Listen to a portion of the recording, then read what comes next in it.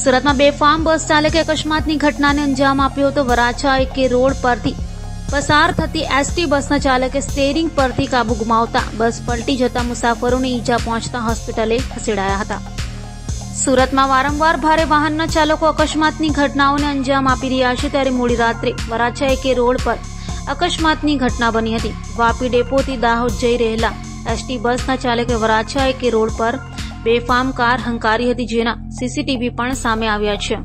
તો બેફામ બસ હંકારી ચાલકે સ્ટીયરિંગ પરથી કાબુ ગુમાવતા બસ પલટી મારી ગઈ હતી, જેમાં કેટલાક મુસાફરોને ઈજા પહોંચતા 108 મારફતે સારવાર માટે સ્મીમેરમાં ખસેડાયા હતા।